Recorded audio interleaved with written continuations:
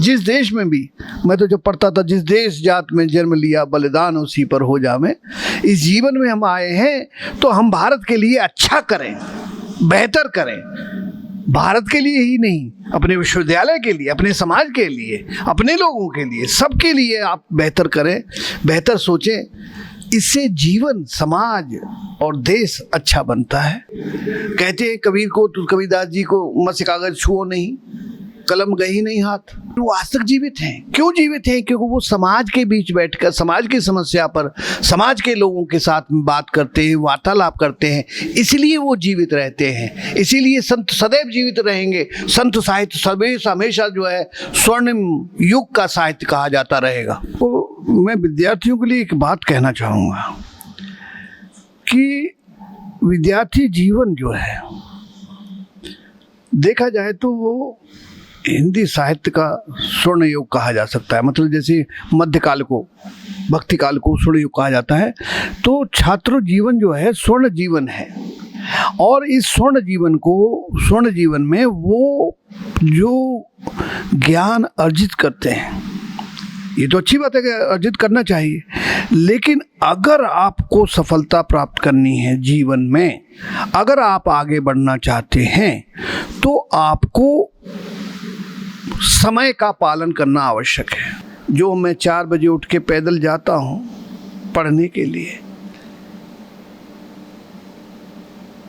जो खाना लेके जाता हूँ, कभी कभी तो खाना मुझे भूखे ही जाना पड़ता था। अधिकतर तो चटनी से ही खाना मैं खाया करता था। तो वो दिन याद करके बड़ा दुख होता है। लेकिन जीवन में जो झेलना पड़ता है, लेकिन संघर्ष करते हैं तभी हम आगे बढ़ते हैं। हमारे मेस के जो मैनेजर थे, प्रबंधक थे, उन्होंने कहा, सर ये आपने रोटी काट के जो फेंकी है, आप मुझे दे सकते हैं? मैंने कहा दे सकता हूँ। मैं कहा लीजिए। तो उन्होंने वो खाई। उन्होंने कहा कि मैं मिलिट्री में था और मिलिट्री में मैंने इससे भी खराब रोटियां खाई हैं। ये कच्ची नहीं है, ये सिकी हुई है, लेकिन स्टीम कुक है। उसके बाद मैंने कभी जीवन में किसी भी रोटी को कच्चा नहीं कहा, रोटी को पूरा खाया। नमस्कार मित्रों, आज हम हैं डॉक्टर उमेश कुमार सिंह जी के साथ, जिनके जीवन के बहुत विविध अनुभव रहे और देश विदेश से पढ़ना, अध्ययन विविध देश विदेश की संस्थानों में अध्ययन अध्यापन का अनुभव लिए एक छोटे से गांव उत्तर प्रदेश से निकलकर देश विदेश में भारत का परचम लहराना, एक तरीके से हमारे गुरुजनों में आज हम डॉक्टर उमेश कुमार जी के यहाँ साक्षात्कार लेने आए हैं और जानेंगे इनके जीवन के अनुभव और प्रेरणा स्वरूप अनुभव हैं, क्योंकि आत्मकथा से लेकर कहानी संग्रह और इतना लंबा एक अध्ययन अध्यापन का अनुभव, आज हमें बहुत कुछ सीखने को मिलेगा, बहुत कुछ जानने को मिलेगा नया। तो आइए मित्रों, आज हम जानते हैं, मिलते हैं, पहले उमेश कुमार सिंह जी के अनुभव जानते हैं। तो सर, आज आपको कैसा लग रहा है? हम आपके यहाँ पर विचार जानने आए, आपका क्या अभी लग रहा है आपको अनुभव? मुझे बहुत अच्छा लग रहा है। और आप हमारे बच्चे ज़रूर हैं, लेकिन बच्चे ही बड़े होते हैं और इस देश को, इस संस्कृति को आगे बढ़ाते हैं। इसलिए आपका योगदान भी कम नहीं समझता मैं। आज अच्छा लग रहा है कि मेरे स्टूडेंट मेरे साथ हैं। सर, हमारा पहला जो प्रश्न है, हम जानना चाहते हैं कि एक छोटे से गांव से आप निकल कर आए और विश्वविद्यालय तक की आपकी जो यात्रा रही, इसमें आपके क्या अनुभव रहे सर? धन्यवाद। आपने बहुत अच्छा प्रश्न किया है कि मेरा जन्म वैसे एक छोटे से गांव, उत्तर प्रदेश के अलीगढ़ जनपद के गांव नगोला में जन्म हुआ। आप जानते हैं कि स्वतंत्रता के बाद हमारे देश की क्या हालत थी। और उन्हीं सीमित साधनों में हमारे गांव के परिवेश में रहने वाले छात्र छात्राएं या जो भी वहाँ पर प्रवास करते हैं वो अपना जीवन कठिन परिस्थितियों में भी जीते हैं। तो मेरा जन्म भी बड़ी कठिन परिस्थितियों में हुआ और मैं गांव के एक प्राइमरी स्कूल जो भारत सरकार द्वारा चलाए जाते हैं उस स्कूल में मेरी शिक्षा दीक्षा हुई। जब मैंने कक्षा 5 पास करने के बाद एक गांव के पास में 7-8 किलोमीटर पे एक स्कूल था, पूर्व माध्यमिक विद्यालय, उसमें मैं पढ़ने के लिए गया। वहाँ हम प्रतिदिन नंगे पांव पैदल जाते थे। शिशिर ऋतु में ठंडे चप्पलें भी नहीं होती थी हमारे पैरों में और 7-8 किलोमीटर यात्रा करके हम पढ़ते थे और प्रतिदिन लौट के घर आते थे।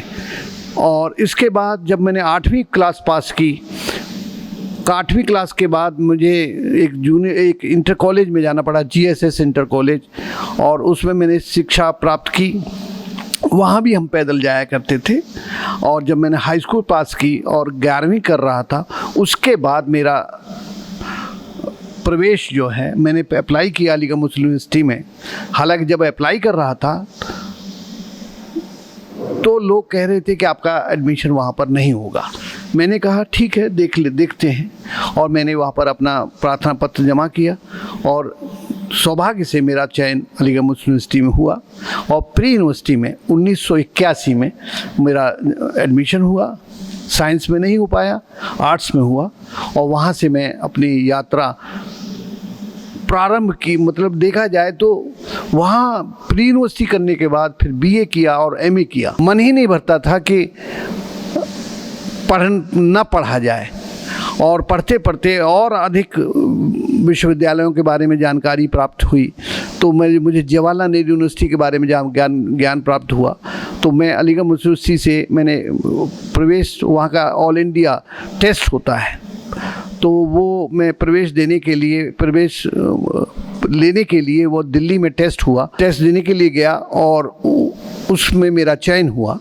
उसके बाद मुझे साक्षात्कार के लिए बुलाया गया। जब मैंने MA किया ही था, मतलब MA करने के दौरान ही प्रवेश परीक्षा दी और उसी दौरान में मेरा चयन हुआ। और मैं जब गांव में था तब मुझे एक टेलीग्राम मिलता है कि आपका PhD के लिए साक्षात्कार जवाहरलाल नेहरू विश्वविद्यालय में होना है। शायद संभवतः 15 जून के आसपास तिथि थी। और उसके बाद मैंने साक्षात्कार दिया और साक्षात्कार देने के बाद मेरा एडमिशन MPhil PhD में हुआ। और वहाँ से मैंने MPhil और PhD 91 में एडमिशन हुआ और 96 तक मैं वहाँ पर पढ़ाई की। देखा जाए तो इस इतनी लंबी यात्रा के दौरान बहुत सारी मुश्किलें आई। मेरे पास धन नहीं था। जब अलीगढ़ यूनिवर्सिटी में पढ़ता था तो मेरे पास पैसे नहीं हुआ करते थे, ट्यूशन करता था।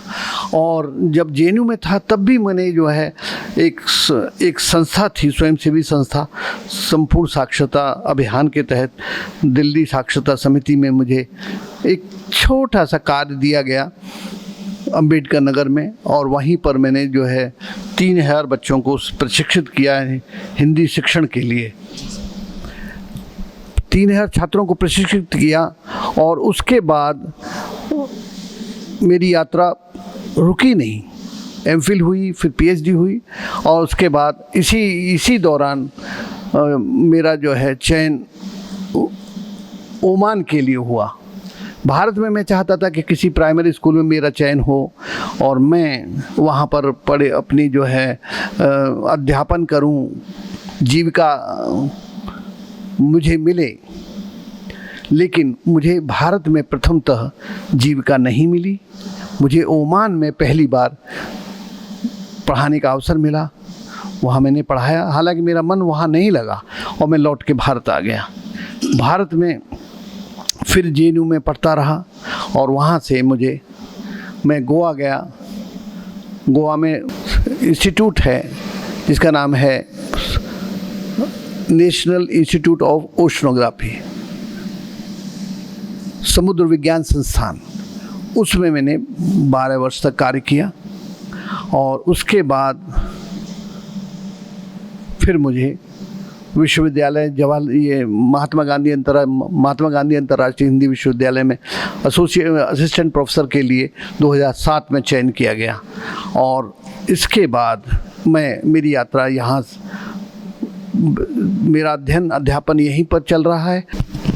सर, आपकी यात्रा बहुत प्रेरणादायक है और आशा करते हैं कि हम जैसे जो अध्ययनरत युवक हैं, युवतियां हैं, जो भी हमारे हम उम्र या फिर कह लीजिए आने वाले कल का भविष्य हैं, वह आपकी जीवन यात्रा से, आपके कठोर परिश्रम से प्रेरणा लेकर जीवन में आगे बढ़ने के लिए प्रेरित होंगे।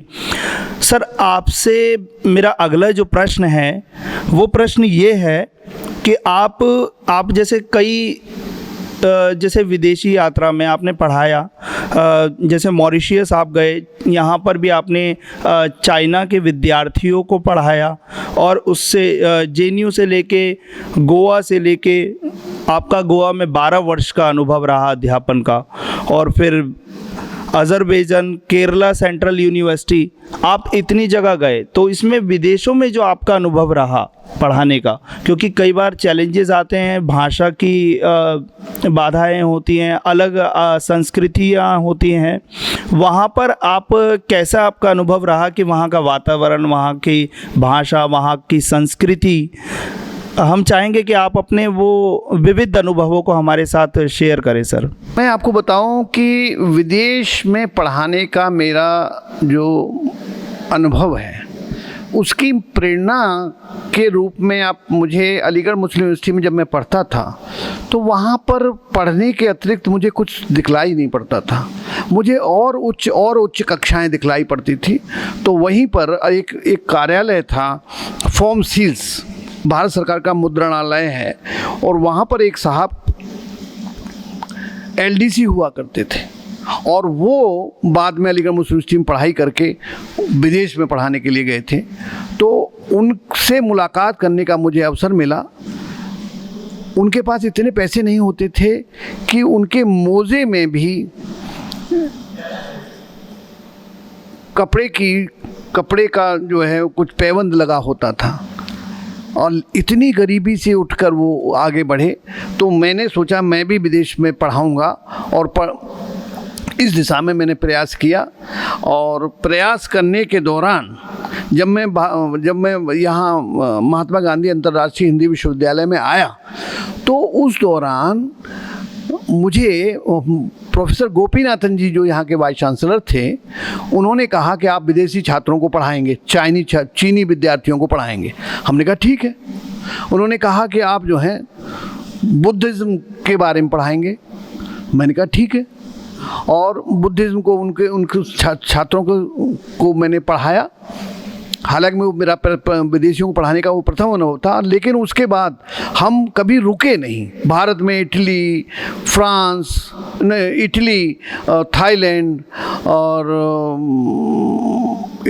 थाईलैंड, चीन, इंडोनेशिया, मतलब बहुत सारे ऐसे देश थे जहाँ से विद्यार्थी यहाँ पढ़ने आते थे, हम उनको पढ़ाते थे। और इसी पढ़ाने के दौरान मुझे वर्ष 2012 में अज़रबैजान जाने का अवसर मिला। भारत सरकार जो Indian council of cultural relations, भारतीय सांस्कृतिक परिषद जो है, उसके द्वारा मुझे ओमान भेजने के लिए पत्र प्राप्त हुआ, तो मैं ओमान गया। हालांकि ओमान में जब पहुंचा बहुत मुझे खुशी हो रही थी, और लेकिन मुझे थोड़ा डर भी था कि कैसे विदेशी धरती पर जाकर लोगों के बीच में कैसे संपर्क स्थापित किया जाएगा। थोड़ी बहुत अंग्रेजी मुझे आती थी, लेकिन मैं खाटी गांव हिंदी प्रांत का हूँ जहाँ ब्रज भाषा बोली जाती है, लेकिन मुझे हिंदी पढ़ानी थी। तो मैं जब वहाँ अज़रबैजान के लिए यहाँ से यात्रा प्रारंभ की, दिल्ली एयरपोर्ट से 4 बजे फ़्लाइट गई तो मॉस्को पहुँची। मॉस्को से फिर जो है 3 घंटे का सफ़र अज़रबैजान बाकू में हम उतर गए। तो अज़रबैजान में वहाँ पर अज़ेरी भाषा बोली जाती थी, और अंग्रेजी उनको बहुत ज़्यादा नहीं आती थी।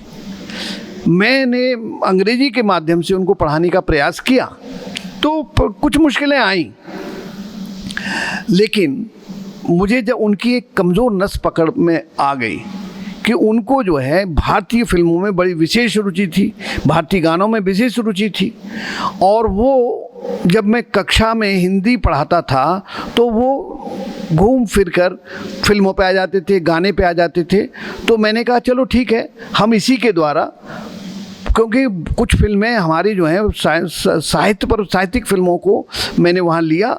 साहित्यिक फिल्मों जैसे उसने कहा था, सारा आकाश और देवदास, ऐसी फिल्मों को मैंने लिया जो उपन्यास भी थे या कहानी भी थी, और उसके द्वारा मैंने उनको पढ़ाया, उनकी रुचि को विकसित किया।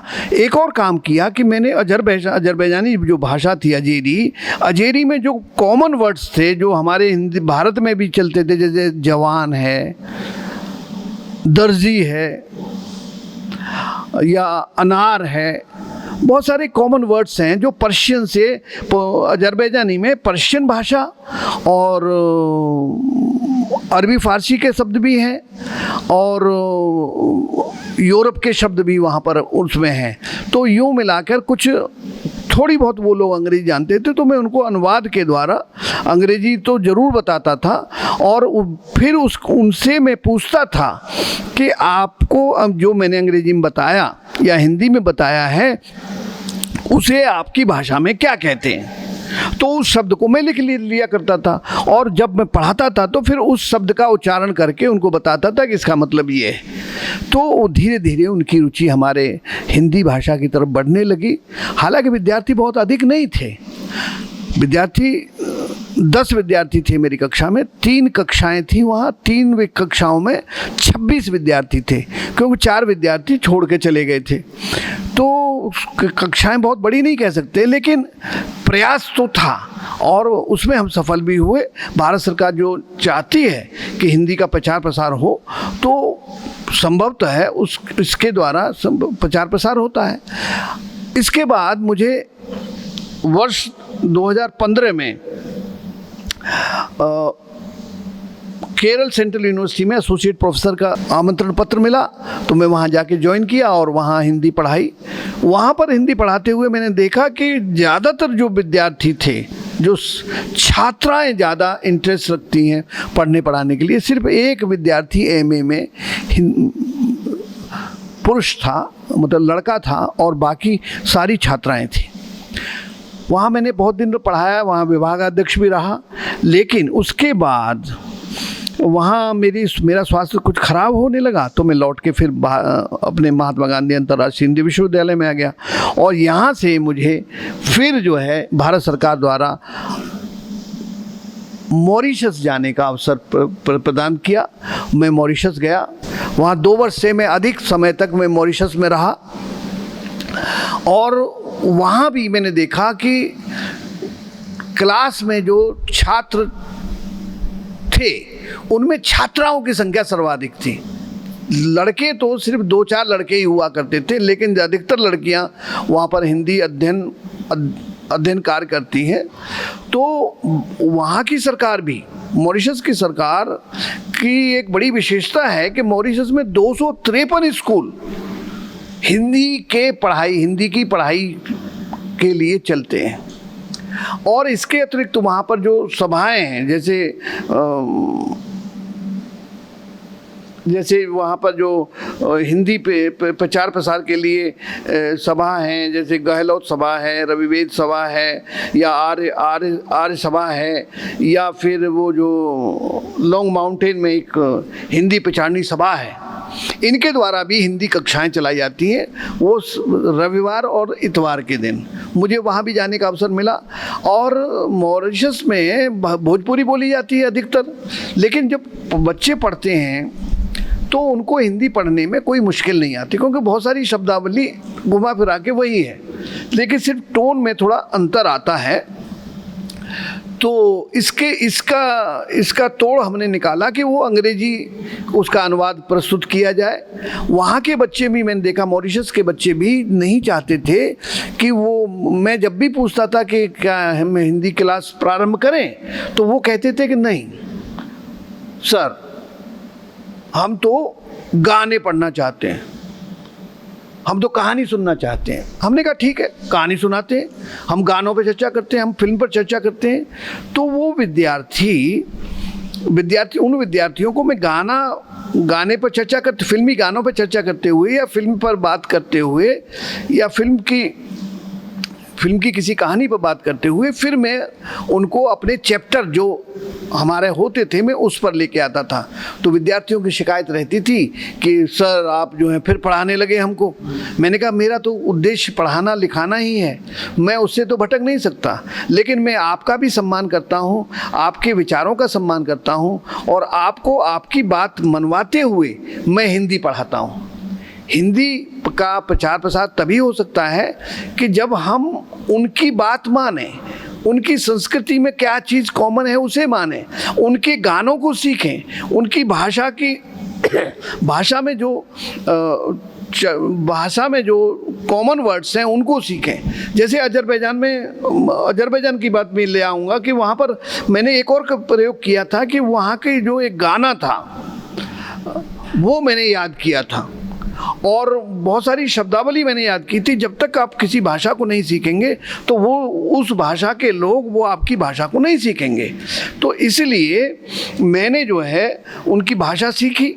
भाषा में मैं ये तो नहीं कहता कि मैं पारंगत हो गया, लेकिन मैंने कुछ भाषा सीखी। जैसे मुझे कहीं उतरना हुआ, कार से उतरना है या बस से उतरना है या ट्रेन से उतरना है, तो मैं कैसे उतरूँगा, कैसे कहूँगा कि वो जो है मुझे उतार दीजिए। तो वहाँ मैंने सेंटेंस सीखा था, साखला बुर्दा, यहीं उतार दीजिए। इसी तरह से अजरबैजानी में जब भोजपुरी भाषा में मैं कुछ बात करता था, क्योंकि यहाँ भोजपुरी का भारत में रहते हुए भी कुछ कार्य किया था और वहाँ पे भी मैंने शोध कार्य पूर्ण करवाया था भोजपुरी में, बावजूद वो अर्थ ग्रहण कर लेते हैं, अर्थ निकाल लेते हैं। इसी तरह से हम वहाँ अर्थ निकाल लिया करते थे, और मॉरिशस में मुझे कोई परेशानी विशेष रूप से नहीं हुई। हाँ, क्योंकि यहाँ पर अंग्रेजी कुछ लोग जानते थे तो मैं अंग्रेजी से काम चला लेता था। मुझे फ्रेंच तो नहीं आती थी, फ्रेंच कॉलोनीज भी वहाँ रही हैं, लेकिन फ्रेंच कॉलोनी भी वहाँ रही हैं और ब्रिटिश कॉलोनी भी रही हैं। तो फ्रेंच और अंग्रेजी और चाइनीज़ लोग भी हैं वहाँ, और भोजपुरी और दक्षिण भारत के जो तमिलियंस और मराठी भाषी लोगों को मिला के एक क्रियोल भाषा का विकास किया गया है, और उसमें अफ्रीकन शब्द भी हैं। तो यूँ करके लगभग छात्रों की बात को मैं समझ लेता था और समझकर अब उनके प्रश्नों का उत्तर दिया करता था। सर, जैसा कि आपने बताया कि आप विविध जो विद्यार्थी थे, अलग अलग देशों से, अलग अलग भाषाएं उनकी थी, और कई तरह के, जैसे आपके सामने बाधाएं आती होंगी भाषिक जो हैं। आपने बताया कि अभी आप चीनी जो विद्यार्थियों को पढ़ाते थे, उसमें सर किस तरह की आपके सामने जो आती थी समस्याएं आती थी, या किस किस तरह की चीज़ें आपको फेस करनी पड़ती थी सर? चीनी विद्यार्थियों को पढ़ाते हुए मैंने ये महसूस किया कि उनके उच्चारण में उच्चारण वो नहीं उच्चारित कर पाते हैं, और जितने फ्लुएंट वो मॉरिशस के विद्यार्थी थे हिंदी में, उतने फ्लुएंट मतलब ठीक तरह से उच्चारण करने में चाइनीज विद्यार्थी दूसरे नंबर पे थे, अजरबैजान के विद्यार्थी तीसरे नंबर पे थे। तो चीनी विद्यार्थियों को जब पढ़ाते हैं तो एक सेंटेंस को हम 3 बार रिपीट करना पड़ता है, जिससे कि उनको वो उच्चारण समझ में आ जाए। चीनी विद्यार्थी या अगर बाकू के विद्यार्थी या मॉरिशस के विद्यार्थियों की एक बड़ी बात ये है कि अगर उन्हें कोई समस्या आ रही है, तो मैं समस्या से जूझने के लिए एक बात बताता था उन्हें कि जब आप सोएं तो उनको मैंने शब्दकोश भी उपलब्ध, अजरबैजान में शब्दकोश उपलब्ध करवाए थे, मॉरिशस में भी उपलब्ध करवाए थे, चीन में तो उनके पास थे। तो मैंने कहा कि आप जब सोएं तो एक शब्द से प्रारंभ करें, एक शब्द और उसका अर्थ और उसका प्रयोग, फिर 2 पे आ जाए, फिर 3, तो 5 पर आकर रुको। प्रतिदिन 5 शब्द याद करना, उनका वाक्य प्रयोग याद करना, सरल भाषा में, और उनका अर्थ याद करना। तो जब भाषा पे सफलता, भाषा में पारंगत होने के लिए यह आवश्यक है कि विद्यार्थी का शब्द भंडार अधिक होना चाहिए। जब शब्द भंडार अधिक होता है तो उसे बोलने में कोई हिचकिचाहट नहीं होती, कोई परेशानी नहीं आती। अगर विद्यार्थी के पास शब्द भंडार कम है तो उस स्थिति में उसे बोलने में परेशानी आती है, और वो 2 ही शब्दों को प्रयोग अधिक करते हैं, दिलचस्पी और एक शब्द और है उसको, और वो अटक कर बोलते हैं। अटक कर बोलने, विदेशी विद्यार्थियों को अटक कर बोलने की मुश्किल तभी आती है जब उनका शब्द भंडार अधिक ना हो। अगर विद्यार्थी का शब्द भंडार 600-700 भी हो जाए तो मैं समझता हूँ कि वो तो बहुत मास्टर हो सकता है। लगभग 500 शब्द या 200 शब्द पे भी वो बातचीत कर सकता है, बाज़ार में जा सकता है, बाज़ार में से सामान खरीद सकता है, और रास्ते के लिए वो ऑटो टेम्पो में बैठकर जा सकता है। और भारत में तो जैसे बार्गेनिंग होती है वो चर्चा कर सकता है। अगर शब्द भंडार कम है तो वो ये सब कार्य नहीं कर सकता। सिर्फ वो प्रारंभ में तो हम उसे बताते हैं कि नाम उच्चारण करना, नाम बताना, परिवार का नाम बताना, पिता का नाम बताना, माता जी का नाम बताना, ये तो वो बता सकता है, लेकिन वो अपने जीवन में सफल होने के लिए उसे कम से कम 700 शब्दों के शब्द भंडार की आवश्यकता होती है। 500 पे भी काम 400 पे भी काम चला सकता है अगर विद्यार्थी अभ्यासी है तो। और विदेशी विद्यार्थियों में मैंने एक चीज़ और देखी, वो पढ़ते तो मेहनत से हैं, उनमें रुचि बहुत होती है, लेकिन कुछ विद्यार्थी हर चीज़ शिक्षक से पूछते हैं। जब हर चीज़ शिक्षक से पूछेंगे, हर शब्द को शिक्षक से पूछेंगे, तो उनके ज्ञान में वृद्धि कम होती है। अगर वो विद्यार्थी शिक्षक से पूछें, 2-4 चीज़ें पूछ लें, और उसके आधार पर, जैसे गुणा कैसे करते हैं, जोड़ कैसे करते हैं मैथमेटिक्स में, उस तरह से शब्दों का अर्थ कैसे देखा जाता है, या डिक्शनरी में कैसे, या उनकी हमारी जो वो है वर्णमाला के अनुसार कैसे कौन सा, किसके बाद कौन सा शब्द आता है, या व्यंजन किसके बाद क्या आते हैं, उन पर उनको थोड़ा ध्यान दें तो कोई चीज़ मुश्किल नहीं आती है। मैं ऐसा महसूस करता हूँ। ये बात अलग है, जब हम चाइना गए थे तो चाइना में वहाँ के लोग सिर्फ चीनी भाषा जानते हैं, वो अंग्रेजी उनको बिल्कुल नहीं आती है, और आती है तो 1-2 लोगों को आती है। ज़्यादातर विद्यार्थी चीनी बोलते हैं, या वहाँ के लोग भी चीनी बोलते हैं। अगर हम खो जाएं बाज़ार में, एक बार मैं खो गया तो मुझे कोई रास्ता बताने वाला नहीं था, या मैं कहाँ हूँ ये भी मुझे पता नहीं था, क्योंकि सब कुछ चीनी भाषा में लिखा होता है।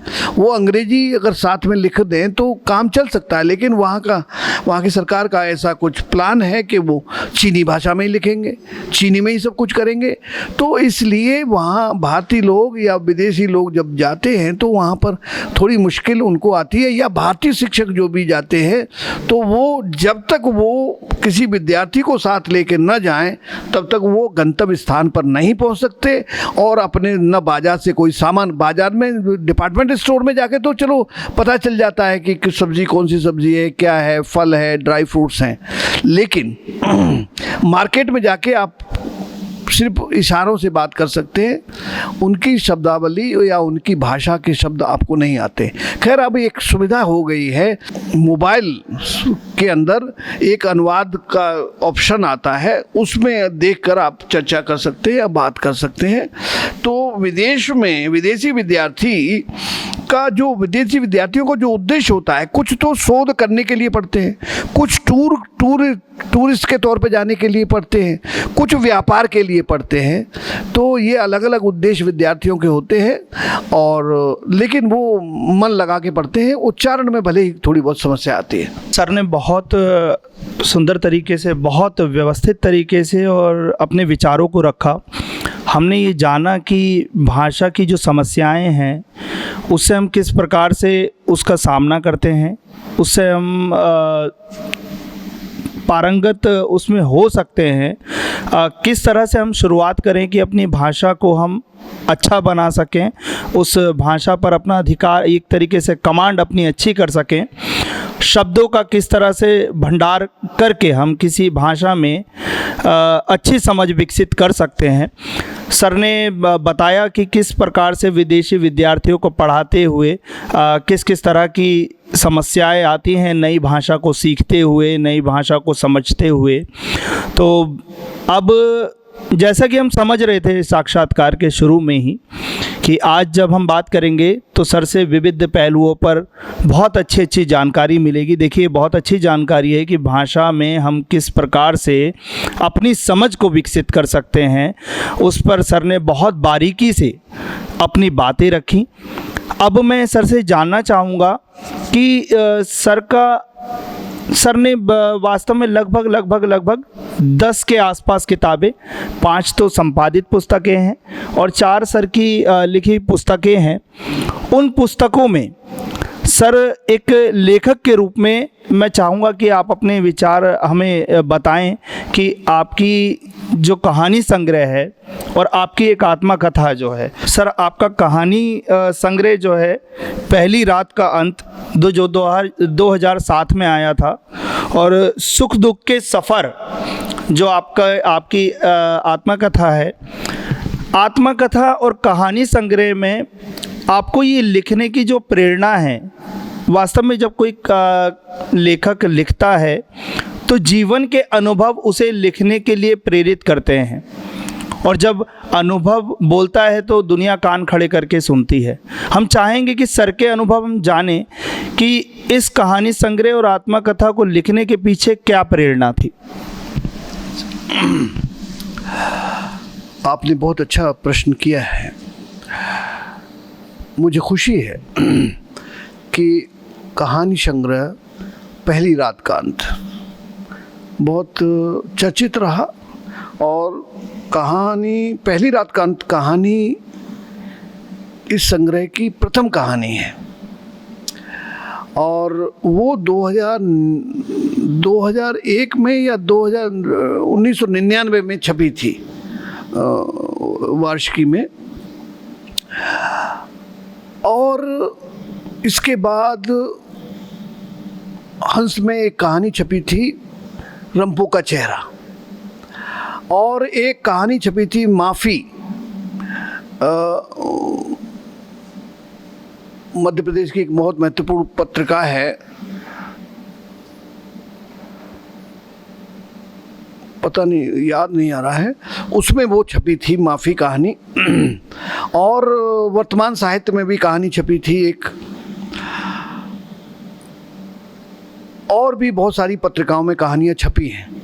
लेकिन कहानी लिखने के पीछे, बात सही कहा आपने कि अनुभव, जब आप कहानी कहने के लिए नहीं कहते, आप कहानी के द्वारा आप अपने विचारों को दूसरों तक पहुंचाने की कोशिश करते हैं, चाहे वो पहली रात का अंत कहानी हो, चाहे माफ़ी कहानी हो, चाहे और अन्य कहानियाँ हों। इन सभी कहानियों को लिखने के पीछे उद्देश्य होता है कि समाज में जो बुराइयां फैली हुई हैं, जो अंधविश्वास हैं, उनको हम किस तरह से दूर कर सकते हैं। जो अनुभव हमें मिले या हमने जो चीज़ ग्रहण की उससे हमें कितनी असुविधा हुई, परेशानी हुई, तो दूसरे लोग अपने जीवन को किस तरह से बेहतर बना सकते हैं, इसलिए कहानी लिखी जाती है। और कहानी इसलिए मैंने लिखी कि जब मैं पढ़ने जाता था नंगे पैर तो बहुत ठंड लगती थी, तो कहीं पताई मिल जाती थी, मतलब गन्ने का जो ऊपर जो छिलका होता है उसको जलाकर हम लोग पैरों को सेक लेते थे। तो लेकिन पताई की जो आग होती है, अग्नि होती है, बहुत सीमित समय के लिए होती है, एकदम अधिक होती है और एकदम ख़त्म हो जाती है, तो बहुत अधिक फायदा तो नहीं होता था। तो मुझे ऐसा लगा कि हम जो जीवन जी रहे हैं, जो मैं 4 बजे उठ के पैदल जाता हूँ पढ़ने के लिए, जो खाना लेके जाता हूँ, कभी कभी तो खाना मुझे भूखे ही जाना पड़ता था, अधिकतर तो चटनी से ही खाना मैं खाया करता था। तो वो दिन याद करके बड़ा दुख होता है,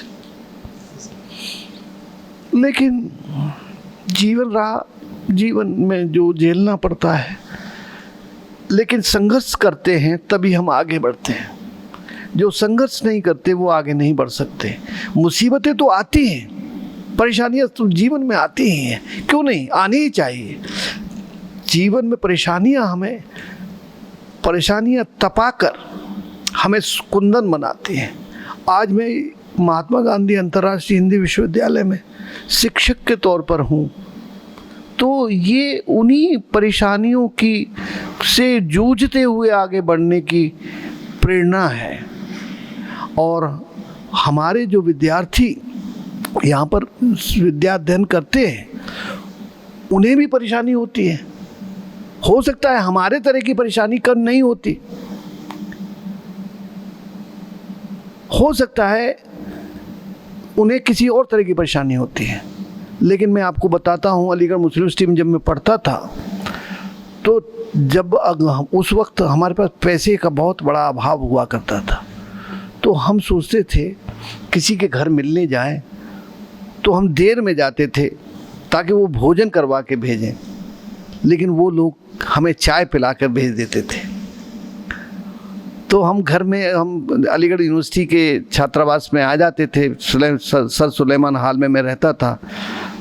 तो जब बिजली होती थी तो हम चावल बना लेते थे, जब बिजली नहीं होती थी तो हम कच्चे चावल खाते थे, मजबूरी होती थी, चावल पक ही नहीं सकते, तो कच्चे चावल खाकर और पानी पीकर सो जाते थे। तो इन अनुभवों को मैंने कहानियों में पिरोया और कहानियों के द्वारा लोगों को मेरे जीवन के बारे में पता चले कि कैसे संघर्ष करके वो आगे बढ़े हैं, तो वो भी अपने जीवन में संघर्ष करके आगे बढ़े। इसलिए मैंने वो कहानी लिखी। और आत्मकथा में भी वही अनुभव हैं कि जब पढ़ते हुए हमें कितनी मुसीबतें हुई, क्या क्या परेशानियां हुई, कैसे कैसे जीवन यापन किया और क्या किन किन मुसीबतों का सामना करना पड़ा। फीस नहीं हुआ करती थी, कपड़े अच्छे नहीं हुआ करते थे, पटाखा पजामा हुआ करता था और गर्म कपड़े के नाम पर मलेशिया की एक कमीज़ हुआ करती थी। तो उन सबको बताना इसलिए आवश्यक है कि आज तो भारत में बहुत सारी चीज़ें, भारत ने बहुत सारा विकास कर लिया है। भारत सरकार भी क्या कर सकती है? भारत सरकार चाहती है हर एक व्यक्ति को सुविधा देना, लेकिन हमारे देश में इतनी बड़ी जनसंख्या है, उन सबका समाधान करना, एक साथ करना संभव नहीं है। इसलिए मैंने ये कहानी और आत्मकथा इसलिए लिखी और इसलिए उन सारी समस्याओं का, सारी मुसीबतों का उसमें जिक्र किया, ताकि लोग जो हैं अपनी मुसीबतों से घबराए नहीं और जीवन को आगे बढ़ाएं, क्योंकि संघर्ष करने के बाद आपको सफलता हासिल होती है। बगैर बिना संघर्ष के आपको प्राप्त नहीं हो सकती। बहुत अच्छा लगा सर, आपके थोड़े से आप भावुक हो गए अपने जीवन की यात्रा को बताते हुए, और हो भी जाना चाहिए, क्योंकि ये वास्तविकता है जीवन की कि कठिन समय के बाद हमें एक अच्छा सुखद अनुभव मिलता है, परंतु उससे पहले हमें एक यात्रा तय करनी होती है जो जीवन के कठिन अनुभवों को संजोए हुए होती है। आपने अपने जीवन के उन परिश्रम और संघर्ष वाले दिनों को याद किया, आप भावुक हुए, वही उस बात की प्रामाणिकता भी है।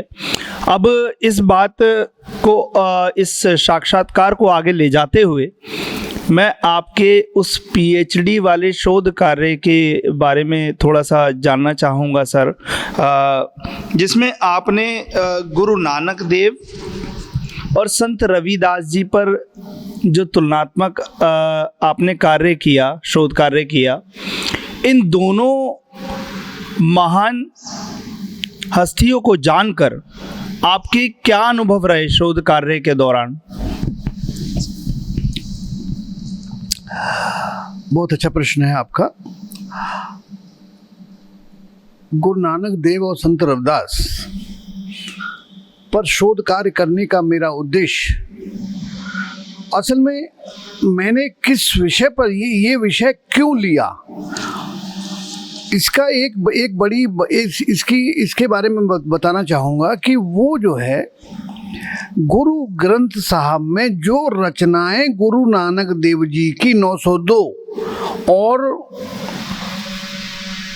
गुरु रविदास जी की जो रचनाएं संकलित हैं, कहा जाता है कि वो मूल प्रमाणित रचनाएं हैं। इसलिए मैंने इन दोनों रचनाकारों को लिया और शोध कार्य किया। शोध कार्य करते हुए गुरु नानक देव और संत रविदास पर शोध कार्य करते हुए मुझे परेशानियां तो बहुत हुई।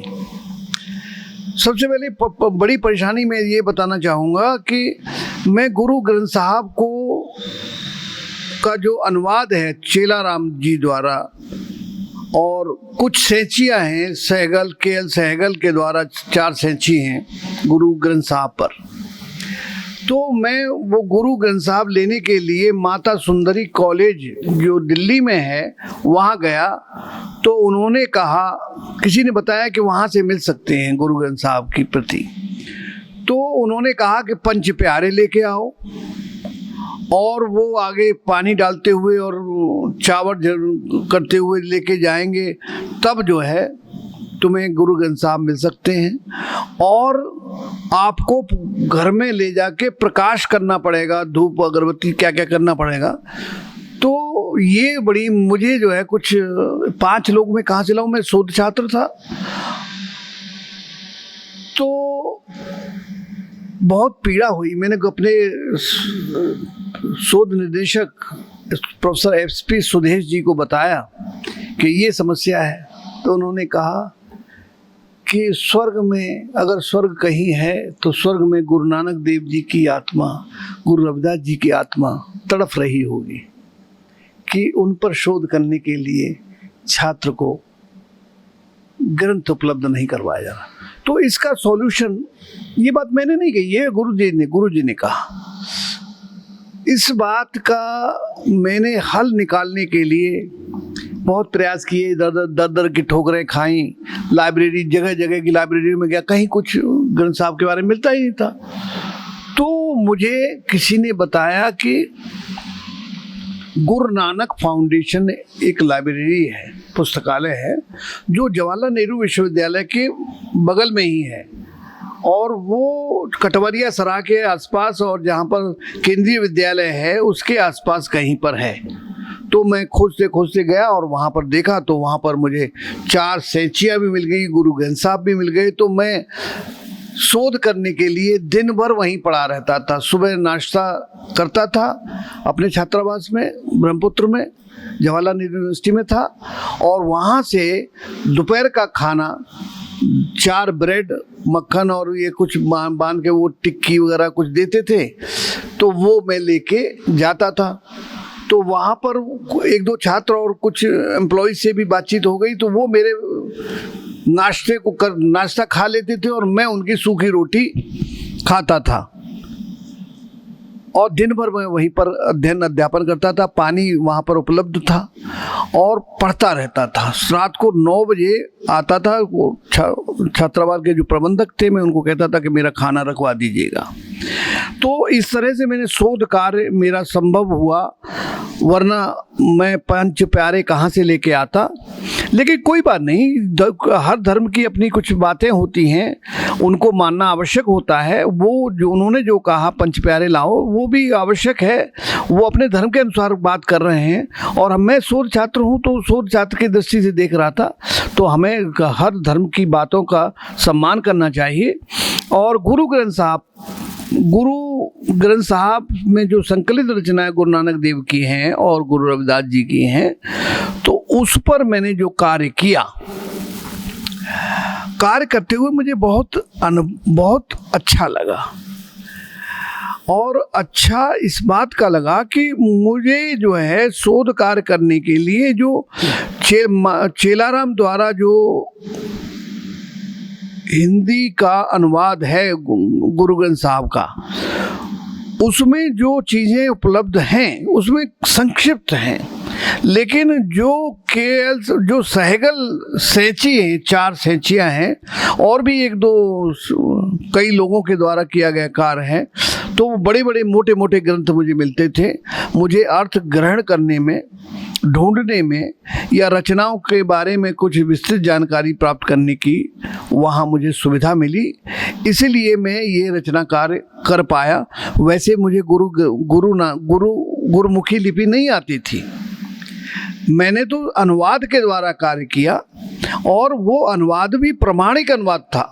चेलाराम का प्रमाणिक अनुवाद माना जाता है, और सहगल द्वारा जो कार्य किया है वो भी। अब उसमें जो है गुरु नानक देव जी जो हैं के जीवन के बारे में मुझे पता चला, और वो चीज़ें मुझे याद तो नहीं है इस वक्त, लेकिन उनके जीवन के बारे में वो जब पढ़ने गए तो वहाँ पर उन्होंने जो है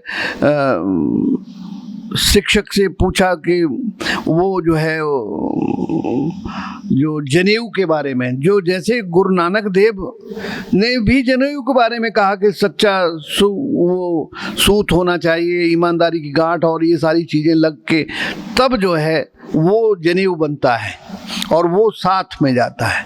गुरु नानक देव ने भी जो है बनारस में अपने शरीर को चीरते हुए, मुझे नहीं मालूम सच है कि क्या है, लेकिन वो जनेऊ अंदर से निकलते हुए दिखाया, या उनका जो वो सालग्राम था उसको तैरते हुए, पानी पर तैरते हुए दिखाया गया है, और जो लकड़ी के सालग्राम थे वो डूबते हुए दिखाया गया।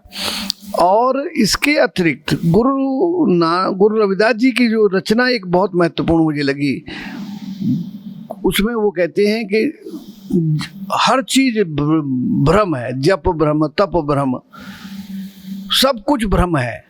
और वो कहते हैं, एक जगह कहते हैं कि गुरु रविदास जी कहते हैं, गुरु जी तुम चंदन हम पानी, जाकी बास अंग अंग समानी। और गुरु नानक देव जी जो हैं कहते हैं अपनी रचना में कि मैं जैसे कि गुरु, जैसे क्रिश्चियन धर्म के जो संस्थापक माने जाते हैं प्रभु यीशु मसीह, उसमें भी उन्होंने कहा है कि मैं गरीब से गरीब और सबसे गरीब के घर में मिलूंगा। गुरु नानक देव भी यही बात कहते हैं कि मैं जहाँ गरीब से गरीब होगा मैं वहाँ मिलूंगा, वहाँ पर आप ढूंढ सकते हैं या बात कर सकते हैं। लेकिन रविदास जी जो हैं चाहते थे कि मैं चाहूँ मैं ऐसा राज, हालांकि ये गुरु नानक देव के जो गुरु ग्रंथ साहब में संकलित नहीं है, चाहूँ ऐसा राज में जहाँ मिले सबन को अन्न और रविदास रहें प्रसन्न। ये पृथ्वी सिंह आजाद द्वारा जो कार्य किया गया है गुरु रविदास जी पर, उसमें ये मुझे मिला। लेकिन गुरु ग्रंथ साहब में ये रचना उपलब्ध नहीं है। लेकिन गुरु ग्रंथ साहब में जो है, जो ईश्वर के जो रूप बताए हैं, निरंजन, खसम और विभिन्न रूपों का जो वर्णन किया है, वही उन्हीं रूपों का वर्णन रविदास जी ने भी अपनी रचनाओं के द्वारा रचनाओं में किया है। लेकिन वो जो है वो अंधविश्वास, वो तोड़ू न पाती पूजू न देवा, सहज समाधि करूँ हर सेवा। रविदास कहते हैं तोड़ू न पाती पूजू न देवा, सहज समाधि की बात करते हैं, क्योंकि पुष्प तोड़ने पर भी प्लांट को, उस वृक्ष को दुख होता है, इसलिए वो पुष्प नहीं तोड़ते, वो सहज समाधि करते हैं, ईश्वर का भजन करते हैं, ईश्वर में लौ लगाते हैं। तो इस तरह से गुरु रविदास भी, गुरु नानक देव भी,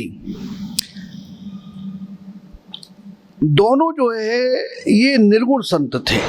गुरु रविदास जी भी और गुरु नानक देव भी वो ईश्वर के निर्गुण रूप को वो स्वीकार करते हैं, सगुण रूप को। हालांकि राम का जिक्र उस गुरु ग्रंथ साहब में बहुत बार आया है, हजारों बार आया है, लेकिन राम का जो जिक्र आया है वो राम का जिक्र उसी तरह से आया है जैसे कबीर के यहाँ कबीर कहते हैं कि एक राम घट घट में डोले, एक राम दशरथ घर खेले, एक राम का सकल पसारा, एक राम दुनिया से न्यारा। चार राम की वो चर्चा करते हैं। तो निर्गुण ब्रह्म की, निर्गुण राम की वो बात करते हैं और रविदास भी निर्गुण की बात करते हैं। हालांकि बाद में जो है निर्गुण और सगुण में कोई भेद नहीं दिखाया गया है। दूसरे संतों ने भी इसमें कुछ कहा है निर्गुण है सगुण है ना है कछु भेदा। जब हम निर्गुण की आध्यात्मिक भक्ति में डूबते हैं तो सगुण रूप सामने आता है, और जब सगुण रूप की गहराई में डूबते हैं तो निर्गुण रूप सामने आता है। तो इसलिए दोनों रूप एकाकार हो जाते हैं। तो मुझे इस तरह से गुरु ग्रंथ साहब के में संकलित गुरु नानक देव की रचनाओं के बारे में अध्ययन करने का अवसर मिला। देखा जाए तो सच्ची भक्ति डूब कर ही प्राप्त की जा सकती है। जैसे कहानियाँ या उपन्यास, जैसे प्रेमचंद ने कहानियाँ लिखी हैं, मैंने भी कहानियाँ लिखी हैं, लेकिन कहानियाँ सिर्फ काल्पनिक नहीं होती हैं, या रचनाएं कोई भी जब होती है, जब रचनाकार चाहे रविदास की बात करें चाहे गुरु नानक देव जी की बात करें, जब वो डूब के लिखते हैं तो वो अंतर मन को एकाकार करके ईश्वर के प्रति समर्पित होते हैं। रचनाकार भी जब रचना लिखता है तो रचना में 75% और 80% तक, कभी कभी 90% तक रचना में वास्तविकता होते, सत्य होता है, यथार्थ होता है, और 2-4% या 10% कल्पना मान सकते हैं।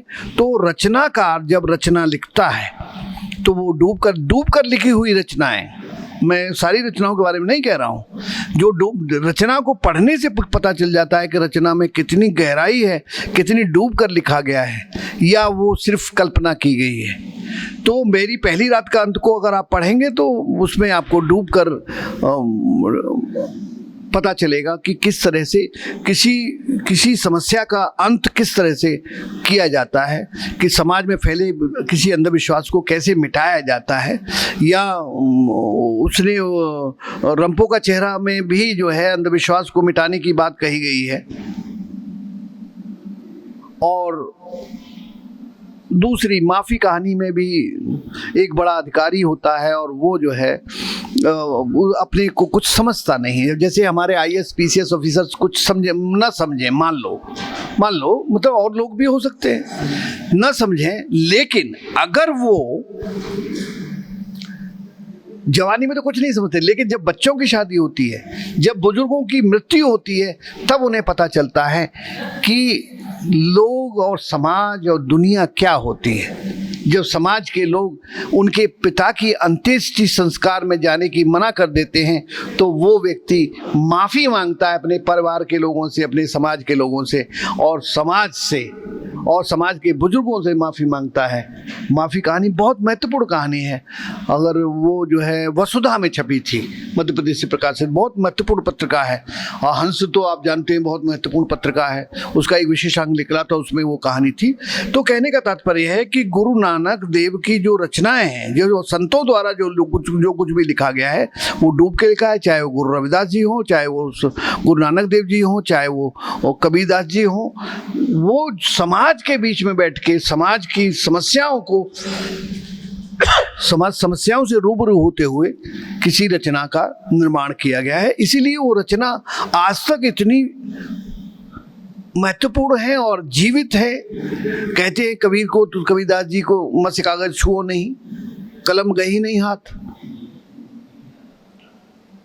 लेकिन वो आज तक जीवित हैं। क्यों जीवित हैं? क्योंकि वो समाज के बीच बैठकर समाज की समस्या पर समाज के लोगों के साथ बात करते हैं, वार्तालाप करते हैं, इसलिए वो जीवित रहते हैं। इसीलिए संत सदैव जीवित रहेंगे। संत साहित्य हमेशा जो है स्वर्णिम युग का साहित्य कहा जाता रहेगा। सर, बहुत अच्छे तरीके से अच्छे से आपने विस्तार से अपनी बात को रखा। गुरु नानक देव जी से संत रविदास जी तक और यहाँ तक कि कबीर जी तक हमें भक्ति के निर्गुण और सगुण दोनों रूपों के आपने दर्शन कराए। और आपने अपना जो शोध कार्य का जो संघर्ष था वो भी बताया कि JNU के नज़दीक जो पुस्तकालय था उसमें आपने कैसे इन संतों को पढ़कर अपना शोध कार्य आगे बढ़ाया। और कुछ समस्याएं जो आपने बताई जो आपके सामने आई। और वास्तव में हर धर्म की अपनी कुछ आदर्श होती हैं, अपनी कुछ सीमाएं होती हैं, अपने कुछ नियम होते हैं, कुछ कह सकते हैं कि वो नियम ज़रूरी भी हैं। अब मैं आपके समक्ष एक प्रश्न पूछना चाहता हूँ कि जब आपने अपने सर हम जैसे हम भी शोधार्थी हैं, हम सब एक दौर होता है जो स्टूडेंट का कि जिसमें वो संघर्ष करके विद्या धन को अर्जित करता है। तो उस जो संघर्ष में जैसे आपने आत्मकथा लिखी, कहानी संग्रह लिखा, इसमें आत्मकथा के भीतर कुछ ऐसे रोचक जो आपकी घटनाएं रही हों जिसमें विद्यार्थी एक नाते, जैसे हम सब विद्यार्थी शोधार्थी जो हैं अपने हमारे हॉस्टल जीवन के जो कुछ घटनाएं होती हैं या अपने हमारे आम जीवन की या फिर विद्यार्थियों के बीच में कुछ खट्टी मीठी यादें होती हैं कि आपके आत्मकथा में भी वो अनुभव लिखे हैं। और फिर आपने अपने छात्र जीवन में किस तरह की आपकी खट्टी मीठी यादें हैं जो जुड़ी हैं आपसे, जो आपको उस समय पे ले जाकर आपको अच्छी यादें जो हैं, अच्छी बुरी हर तरह की यादें होती हैं छात्र जीवन में, तो कुछ यादें हम चाहेंगे कि आप हमारे साथ शेयर करें। जी, आपका प्रश्न बहुत उत्तम है। मैं आपको बताता हूँ कि जब छात्र जीवन होता है बड़ा संघर्षशील जीवन होता है।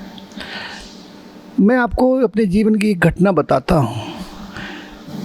छात्रावास में जो 6:30 बजे सुबह और शाम को 6:30 या 7 बजे चाय मिलती थी, उसी में से मैं एक बड़ा गिलास भर के चाय पिया करता था। पूरे दिन चाय नहीं पीता था। मेरे पास तो टूथपेस्ट खरीदने के लिए भी पैसे नहीं हुआ करते थे, लेकिन इन मुसीबतों के होते हुए भी मैं टूटा नहीं। मैं निरंतर आगे बढ़ता रहा। एक बार जब मैं पीएचडी लिख रहा था, गुरुजी ने कहा कि इसमें थोड़ा बदलाव कर दो। मैंने कहा गुरुजी अब मुझसे कुछ नहीं होगा, क्योंकि लिखते हुए कोई भी कार्य जब करते हैं तो एक वक्त ऐसा आता है, सैचुरेटेड पॉइंट जिसे कहते हैं, फिर आप एक अक्षर बदलाव नहीं कर सकते। एक और बात कहना चाहूँगा कि जब मैं छात्र था तो मेरे पास पैसे नहीं हुआ करते थे, तो जेएनयू में जो मेस सेक्रेटरी होता है वो एक महीने का बिल, मेस बिल नहीं देता है। मैं एकमात्र ऐसा सेक्रेटरी था जो 4-5 महीने तक, 6 महीने तक मैं सेक्रेटरी रहा और 6 महीने का मेस बिल मैंने नहीं दिया। हाँ, उसमें थोड़ी बहुत परेशानी आती थी, थोड़ा समय देना पड़ता था। हमारे बहुत सारे छात्र जो हैं जब वहाँ छात्रावास में होते हैं तो जब रोटी फूल जाती है लेकिन साइड में कच्ची सी दिखाई देती है तो उसे खाते नहीं हैं, काट देते हैं, फेंक देते हैं। तो मैं भी ऐसा ही विद्यार्थी था, मैं भी काट के फेंक देता था। तो एक दिन जो है, जो हमारे मेस के जो मैनेजर थे, प्रबंधक थे, उन्होंने कहा सर ये आपने रोटी काट के जो फेंकी है आप मुझे दे सकते हैं? मैंने कहा हाँ दे सकता हूँ। मैं कहा लीजिए। तो उन्होंने वो खाई। उन्होंने कहा कि मैं मिलिट्री में था और मिलिट्री में मैंने इससे भी खराब रोटियां खाई हैं, ये कच्ची नहीं है, ये सिकी हुई है लेकिन स्टीम कुक है। उसके बाद मैंने कभी जीवन में किसी भी रोटी को कच्चा नहीं कहा, रोटी को पूरा खाया। क्योंकि वहाँ पर मेस में जो है मंगल को पालक बनता था, कभी पनीर डाल देते थे, कभी नहीं डालते थे, और पानी उसमें टपकता था, हम उसको भी खा जाते थे क्योंकि वो शरीर के लिए बहुत आवश्यक होता है, ग्रीन वेजिटेबल होती है। तो कहने का तात्पर्य है कि हमारे विद्यार्थी, मैं अपने विद्यार्थियों को बहुत बार बताता हूँ कि मैं मानता हूँ कभी कभी खाना अच्छा नहीं बनता, तो उसके लिए आप चाट मसाला ले आइए, अचार ले आइए, थोड़ा घी रखिए, थोड़ा गुड़ रखिए, तो किसी चीज़ को बेहतर बनाया जा सकता है। अगर हम किसी में नुक्स निकालते रहेंगे, परेशानियां निकालते रहेंगे, मुश्किलें पैदा करते रहेंगे तो जीवन सफल नहीं होगा और जीवन उलझ जाएगा। जीवन को सुलझाना है। जैसे रस्सियां आपस में उलझ जाती हैं, उनको सुलझाना बहुत मुश्किल होता है, इसी तरह से जीवन होता है। जीवन को भी सुलझाने के लिए कहीं ना कहीं हमें कंप्रोमाइज़ या समझौता करना पड़ता है, तभी हम उस समस्या से बाहर निकल पाते हैं। सर हम चाहेंगे कि आप अपने जो अभी हमारे युवा हैं, सभी हम युवा, उन सब के लिए प्रेरणा स्वरूप आप क्या क्या संदेश देना चाहेंगे, वो संक्षेप में आपसे जानना चाहते हैं सर। मैं बहुत सारी चीज़ें तो उसमें लिखी हुई हैं, आत्मकथा में भी लिखी हुई हैं और कहानी संग्रह में बहुत सारी चीज़ें आई हैं, मेरे अनुभव। लेकिन मैं विद्यार्थियों के लिए एक बात कहना चाहूँगा कि विद्यार्थी जीवन जो है, देखा जाए तो वो हिंदी साहित्य का स्वर्ण युग कहा जा सकता है। मतलब जैसे मध्यकाल को, भक्ति काल को स्वर्ण युग कहा जाता है, तो छात्र जीवन जो है स्वर्ण जीवन है। और इस स्वर्ण जीवन में वो जो ज्ञान अर्जित करते हैं, ये तो अच्छी बात है कि अर्जित करना चाहिए, लेकिन अगर आपको सफलता प्राप्त करनी है जीवन में, अगर आप आगे बढ़ना चाहते हैं, तो आपको समय का पालन करना आवश्यक है। और आज की बात आज ही समाप्त करनी होगी। मैं आपको बताना चाहूँगा कि विदेशों में मैं तो समय का बहुत अनुपालन करता हूँ। आज अमेरिका में जो सिलिकॉन वैली है, वहाँ के लोग लेट लतीफ़ नहीं हैं। भारत के लोग क्यों वहाँ पर जाके जो है अच्छे हो जाते हैं कि समय का पालन करना ज़रूरी है। तो समय का सदुपयोग करना, समय का पालन करना और नियम, प्रकृति के नियमों का पालन करना भी आवश्यक है। जैसे पक्षियों को आपने देखा होगा, शाम को 5 बजते ही वो अपनी झोपड़ी की तरफ या अपने घोंसले की तरफ चलने लगते हैं। हमें भी वही दिनचर्या अगर अपनाएं तो हमारा जीवन बहुत अच्छा बन सकता है और हम समय का पालन कर किसी भी स्थिति में किसी भी पोजीशन को प्राप्त कर सकते हैं। समय हमारे हाथ से चला गया, समय एक ऐसी चीज़ है, अगर वो चला गया, आज चला गया आपका, तो कल आपका सुरक्षित नहीं हो सकता। अगर आपने आज अपने समय को रोक लिया, सदुपयोग किया, तो आप कल को बेहतर बना सकते हैं। कल आपका स्वर्णिम हो सकता है। अगर आज आपने खो दिया तो कल स्वर्णिम नहीं होगा। मैं छात्रों के लिए इतना ही कहना चाहूँगा। और जीवन में जब हम देश में आए हैं, जिस देश में भी, मैं तो जब पढ़ता था, जिस देश जात में जन्म लिया बलिदान उसी पर हो जावे। इस जीवन में हम आए हैं तो हम भारत के लिए अच्छा करें, बेहतर करें। भारत के लिए ही नहीं, अपने विश्वविद्यालय के लिए, अपने समाज के लिए, अपने लोगों के लिए, सबके लिए आप बेहतर करें, बेहतर सोचें। इससे जीवन, समाज और देश अच्छा बनता है। मैं इन्हीं शब्दों के साथ उम्मीद करता हूं कि हमारे जो इतने भी विद्यार्थी हैं वो अवश्य समय का सदुपयोग करेंगे और अपने आज जो भी कर्तव्य हमें दिया गया है, जो भी चीज़ सौंपी गई है, हमें उसे पूरा करें और ताकि हमारा कल जो है स्वर्णिम हो जाए। धन्यवाद। आज सर साक्षात्कार का ये अंतिम प्रश्न था। आज साक्षात्कार बहुत अच्छा रहा सर। आपके जीवन के अनुभव, एक अच्छी यात्रा, हमें बहुत सारे अच्छे अच्छे अनुभव इस यात्रा में सुनने को मिले आपसे। और आशा करते हैं जो भी ये साक्षात्कार सुनेगा वो इन विचारों से प्रेरणा लेगा, इस जीवन यात्रा से जो कई सारे संघर्षों और कई सारे ऐसे पीड़ाओं से, संघर्षों से जूझती हुई व्यक्तित्व के धनी डॉक्टर उमेश कुमार सिंह जी के आज हम साक्षात्कार के यहाँ पर लेने के लिए यहाँ पर आए और हमें बहुत सारी ऐसी चीज़ें पता लगी जिसे जानकर, समझकर अपनी जीवन में हम कुछ अच्छा कर सकते हैं। तो सर्वप्रथम तो मैं आदरणीय डॉक्टर उमेश कुमार सिंह जी का बहुत बहुत धन्यवाद सहृदय करता हूं कि उन्होंने मुझे अपना कीमती समय में से समय दिया और आज ये साक्षात्कार यहीं पे हम पूर्ण करते हैं। बहुत बहुत धन्यवाद सर।